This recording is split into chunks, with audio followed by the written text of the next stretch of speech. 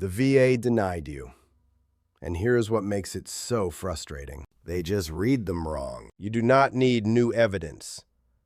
You need someone to catch the mistake. And there is an appeal built for exactly that. That denial letter isn't the end. It's just a step.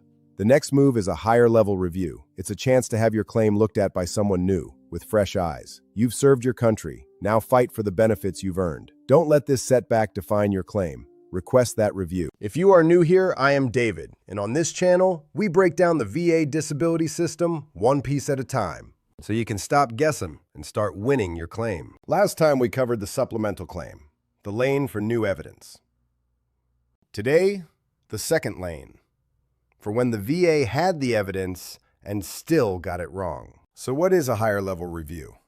A more senior, more experienced reviewer, someone who had nothing to do with your original decision, takes a completely fresh look at your claim. They call it a de novo review. Fresh eyes. Same file. And that is the defining rule. Same file. You cannot add new evidence. It is what they call a closed record. If you send in a new medical record, a new nexus letter, or anything new, it gets set aside and ignored. So here's the one question that decides which lane you are in. Do you have new evidence, or did the VA misread what they already had? New evidence? That is a supplemental claim, the one we covered last time. The VA got the existing record wrong? That is a higher level review. Pick the wrong lane, and you waste months. You file this one on VA Form 20-0996.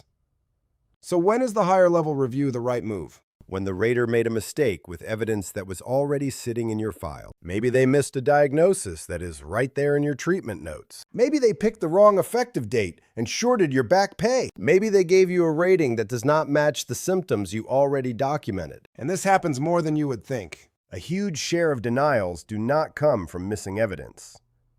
They come from a rater mishandling the evidence that was already there. That's exactly what this lane is built to fix. But hear me on the flip side. If you actually need a new nexus opinion, new medical records, or a new buddy statement, this is the wrong lane. Do not file a higher level review hoping to sneak new evidence in. It will be ignored. That situation is a supplemental claim. Now here is the most powerful feature of this lane, and almost nobody uses it. That powerful feature is the informal conference. You can request a one-time phone call with the senior reviewer, and on that call, you or your representative get to point them straight at the errors before they decide. Now, just think about that for a second. You get a direct line to the person making the decision to say, look right here, this is what the VA got wrong. You request it on the form itself.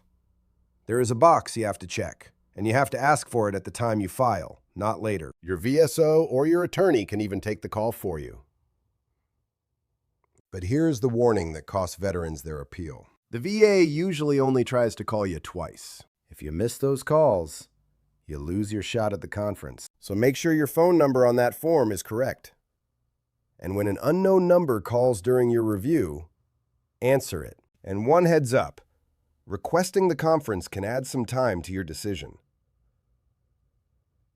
If you would rather not wait, you can submit a written statement that lays out the errors instead. Now, here is something most veterans never hear about, and it can quietly win your claim. Even though you cannot add evidence yourself, the senior reviewer does one powerful thing. They check whether the VA did its own job the first time. If the VA failed to get a record it was required to get, or skipped an exam it should have ordered, that is called a duty to assist error.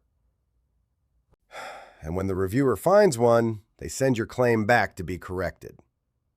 That can even mean the VA orders you a new C&P exam. It does not guarantee a win, but it reopens your claim and gets it developed the right way.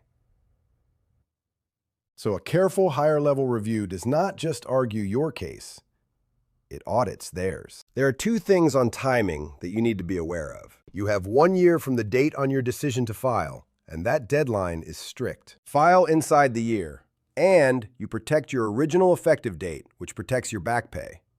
We covered why that matters last time. And know this going in. If the higher level review does not go your way, you cannot just file another one. From there, your options are a supplemental claim with new evidence or taking it up to the board.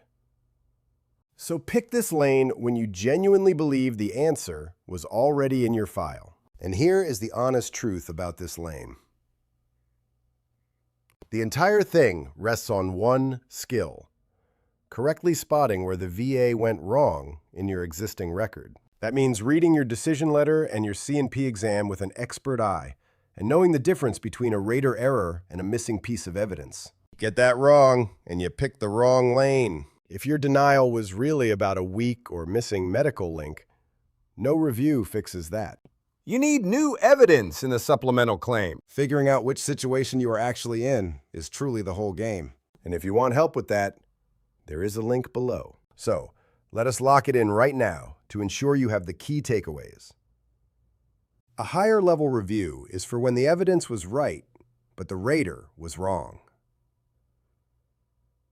And remember, there is absolutely no new evidence allowed in this lane. Use that informal conference to point out the error. And file within 1 year. If this helped, subscribe, because next time, we are finishing the appeals path with the most powerful option of all, the board appeal, and when it is worth the wait. Until then, know the system. Win the claim.